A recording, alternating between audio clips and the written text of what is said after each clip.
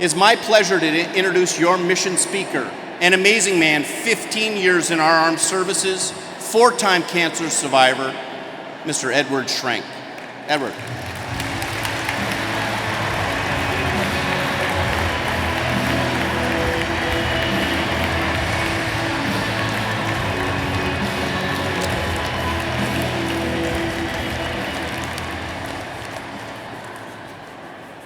See the screen, it's a weird looking guy.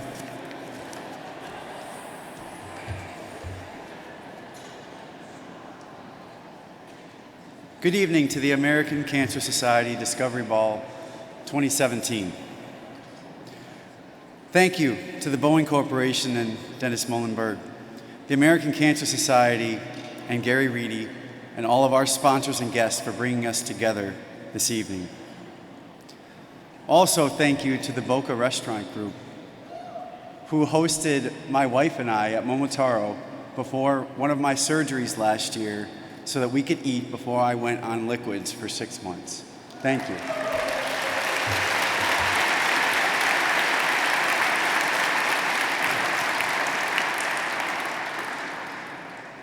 And I would also like to thank my family who's here and my wife.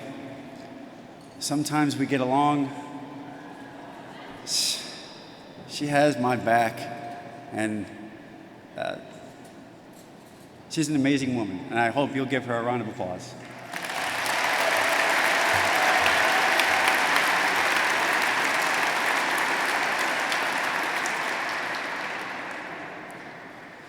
So I joined the Marine Corps in November of 1996 because that's how bored I was in college. It's the coolest job I could imagine.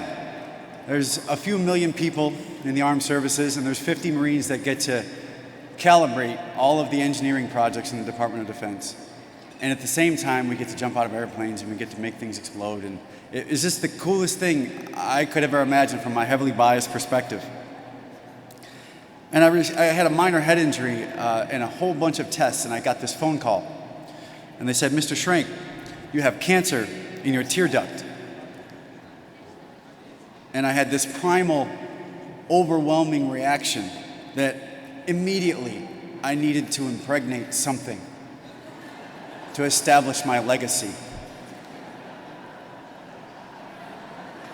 My wife was down for that, so we had our daughter. There we go.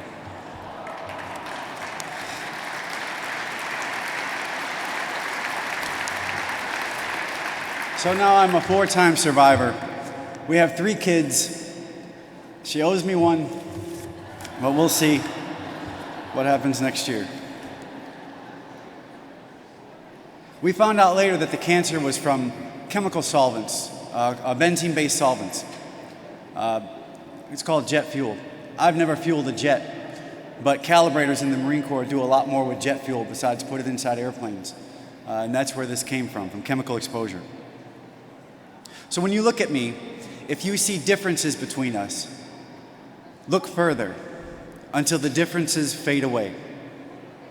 In 2015, I was told once again that I was most likely going to die, or at least I was going to lose my identity. I spent the months making videos for my wife and kids, trying to make up for future decades of lost time. Are you afraid to die? Death is the provocateur of peace. Death is the silence that surrounds the song of life. Each trip that you get to go to the well and contemplate your own mortality, it gets harder. It doesn't get easier because you pick up the process where you left it last time. Making peace with death occurs by releasing your hold on life. So you think of what has a hold on you. You think of your friends and your family and your children and your spouse and your own identity, all gone. You release yourself from these ties reluctantly, but it's a release It's not a push. The best way to plan for your own absence is to build a present where you are redundant. Making peace with death doesn't mean that you welcome it. It means you aren't afraid anymore. The peace creates more room for life to sing. When you're not afraid anymore, then you can pursue the victory of life. So in 2015, we wake up at 4 a.m. after a few hours of sleep. The night was spent working on tasks that beget more tasks. It's an impossible list to be accomplished. The brain storms critical items. An indefatigable, that's from a lot of award citations in the military. An indefatigable to-do list. Every time you do something, you think of 2 more things that you must do before you go in. Too soon, but thankfully, it's time to go in. Our brother stands in the hallway, leading out to the elevator where our wife is waiting to take us to the hospital. We hugged. From the absence of effort, it's a close hug. There's no effort to pull in and squeeze, and there's no effort to push and hold this hug. I doubt that something so basic as a hug between 2 humans could ever have been invented. I don't think that this was ever not present in the world. Our faces move along each other and fell into a kiss. I've never felt such pure love in my life. It wasn't a long or a short kiss. And nothing felt more natural. I am certain that this isn't something that takes any effort. I am certain that this is something that is present inside all humans, and that we build barriers around it. I understand why humans kiss on the lips. I was walking off to lose the person that I had been, and my brother had no words for me to fail to remember.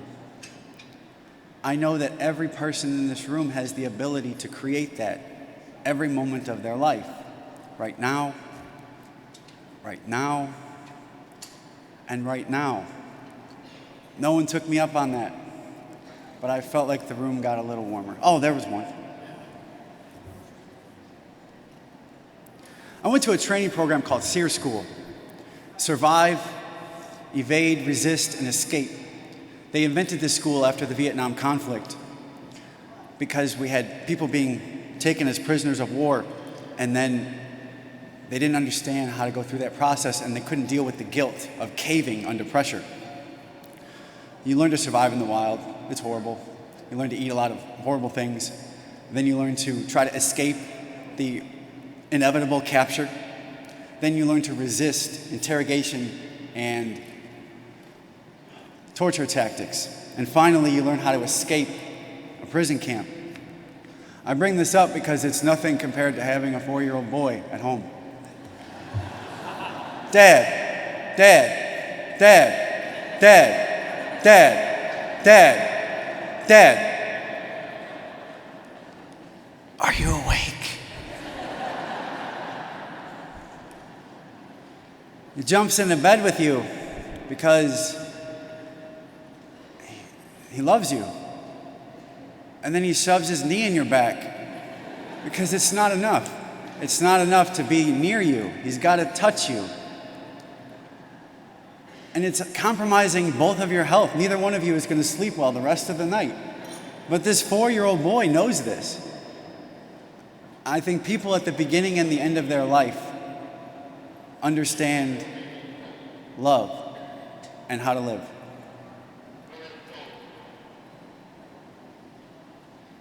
A counter theory to that, I think that's true. But if you want to hedge the risk on that, it's possible that my brother, who's here, Chris, if you want to raise your hand.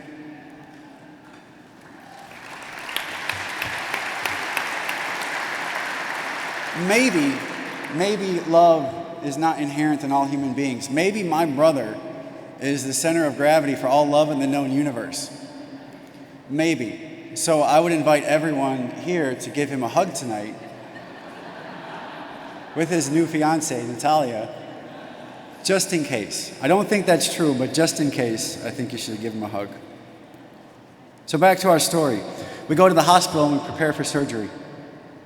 Try to project yourself as even-keeled, as calm, but you go back and forth between being irritated and being super friendly, and it's because you're under pressure. You can't stop the minutes from expiring. It seems like you're being rushed away. Each surgery gets harder, not easier, because you pick up the process from where you left off from the last one. You're wheeled into the surgery room.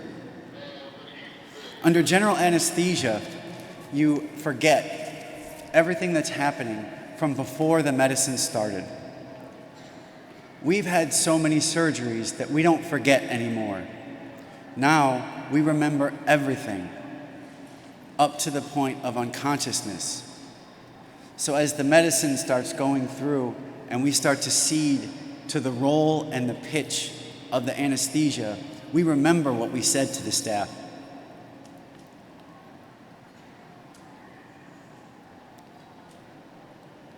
Tell my kids I love them.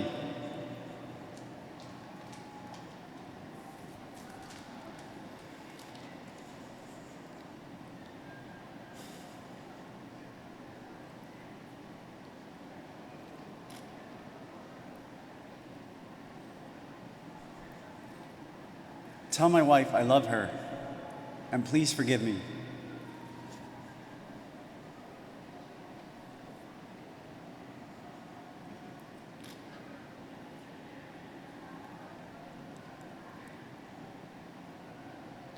Please give me another chance.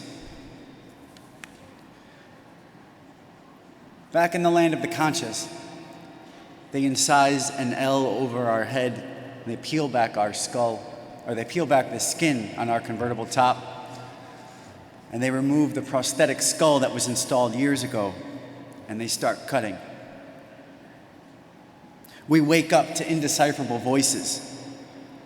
With no idea of the time or location, you grab the first person that you see.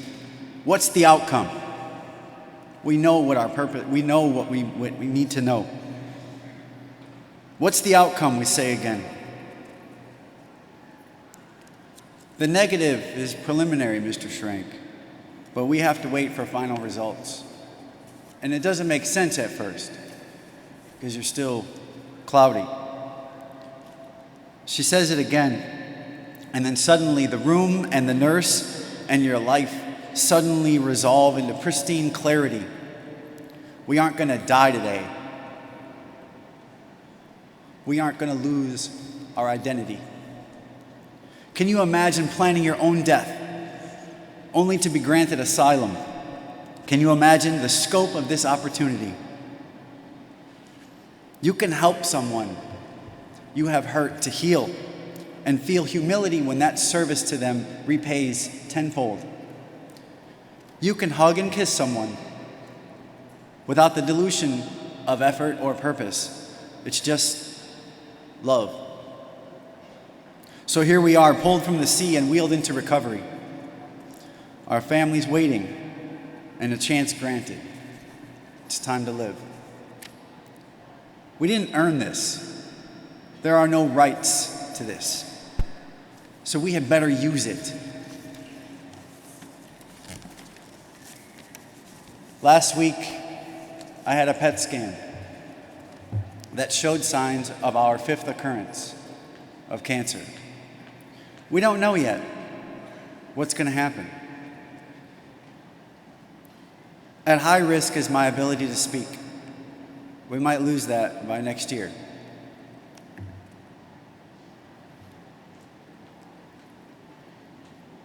When you look at me, if you see differences between us, look further until the differences disappear. Success in this is not complicated. Success and victory in anything is not complicated. It's difficult, but it's simple. When you stand at a mountain and you have to carry something awkward up it, it's not complicated, it's difficult. Quitting is complicated. Excuses are complicated. Saying that there are over 100 or sometimes over 200 types of cancer is complicated. Saying that research and data are housed in silos in different institutions and organizations is complicated. Those are excuses prepped for failure. Commitment simplifies things. Resolve simplifies things. The American Cancer Society holds this commitment. We are scared and disabled. We are outnumbered and outgunned. The enemy is coming to the gate. What should we do? Should we go quietly?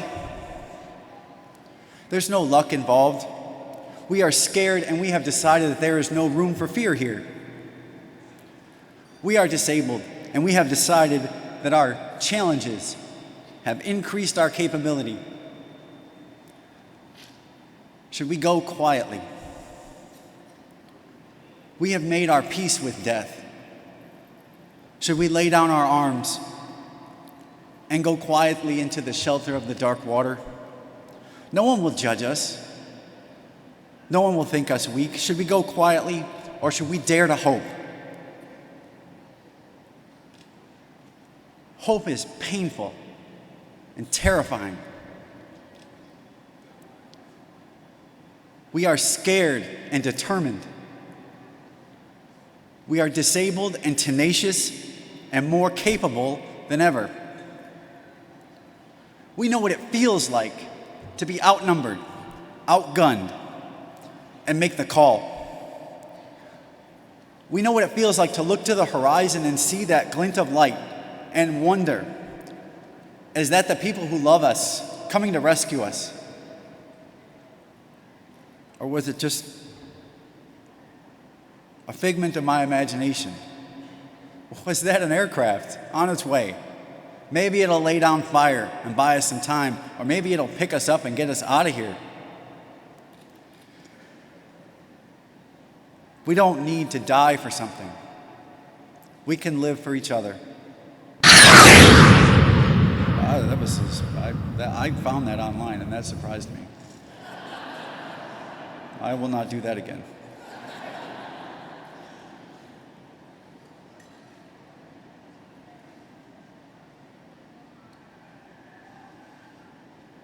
We know how to live.